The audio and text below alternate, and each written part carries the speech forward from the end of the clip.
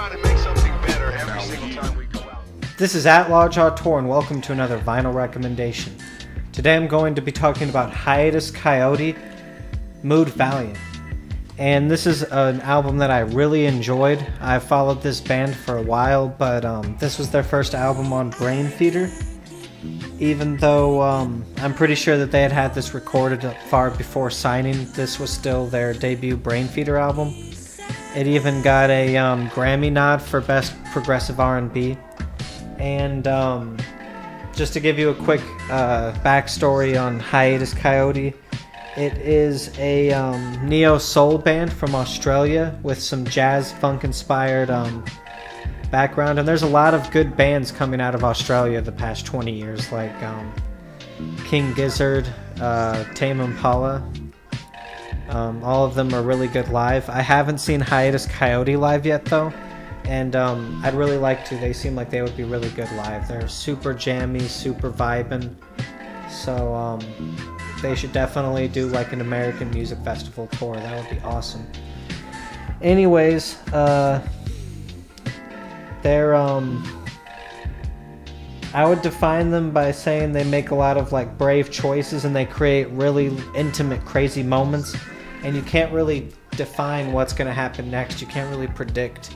They have a lot of crazy shifts in their music. So I'm just going to go through the tracks and kind of share my notes on each track. Flight of the Tiger Lily is a beautiful violin intro into Sip Something Soft. And I love this drum style mixed with her vocal runs create like a beautiful little like climaxes, and like it's kind of bumping despite it being like a band. Like it's really cool. Naipum's voice is just incredible.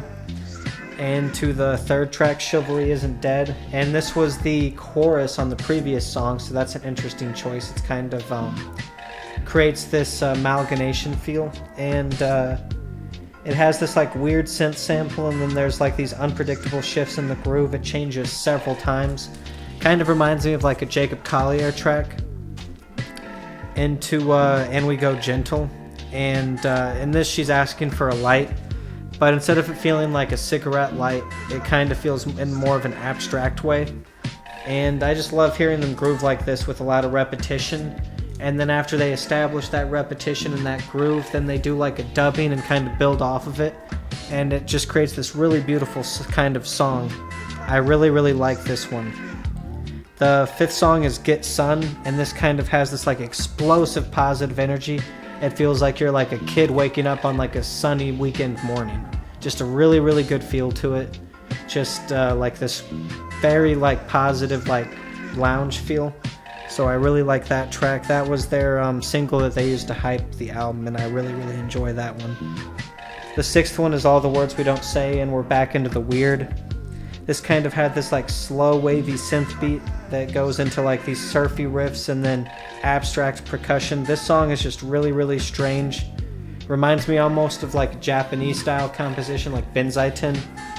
But once Nai starts singing, it gets a little more contemporary, but it stays very strange throughout. Like it though, I really like it. That one's kind of hard to define. The seventh one, Hush Rattle, is like this King Crimson-esque transition into the eighth track, Rosewater.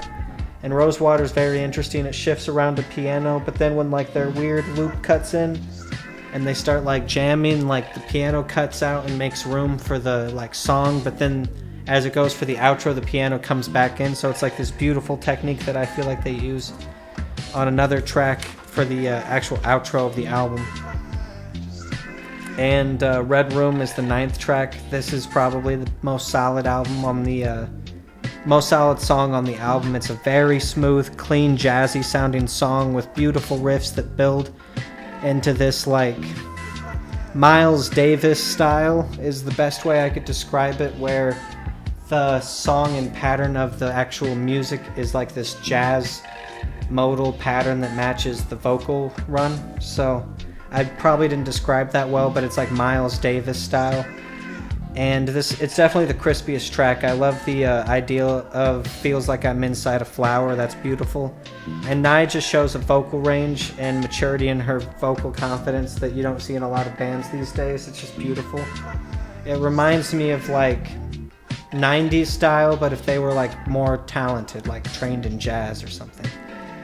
And then the next song I really enjoy, Sparkle Tape Breakup. And this is probably the most pleasant sounding for the ears. It's just really, really beautiful sounding, like almost a euphoric sound. And then like when their voice comes in, it has like this weird tuning where they almost sound like babies. So that's pretty interesting. I definitely recommend checking that track out. The 11th song, Stone or Lavender, has this old school style vocals, more traditional R&B, very up-tempo, and this nice piano outro, and that's a theme that I saw. That like piano intro and outro is what they also did on Rosewater, just maybe less abstract, but I like that technique. And then on the 12th track, their outro, Blood and Marrow, it's like this nice little song to end the album, and then she has like these weird bird ad-libs that I enjoy. So the album is definitely strange, but it's very uplifting, very beautiful, a lot of beautiful like experimentation in the way they build the tracks. I really like the dubbing that they do in All the Words We Don't Say. And We Go Gentle. I like the dubbing they do in And We Go Gentle. That's a cool technique. And just overall a beautiful album from a beautiful band. I definitely am excited to hopefully see them live one day. And as far as what I set out that inspired me, Anderson .Paak I feel like is a good prog R&B example. Thundercat's a good prog R&B example. Those are the people that kind of remind me of Hiatus Kaiyote. Another group that does similar experimentation but stays more in their lane is like Crewing Bin. I definitely want to review one of their projects soon. They were very good live. So yeah, definitely love Hiatus Kaiyote. The Brainfeeder remixes of this were also very good. Georgia Ann Muldrow did a remix, Salami Rose, Joe Lewis, and some other people I can't think of off top. That's a pretty cool and interesting project as well, so go check that out too.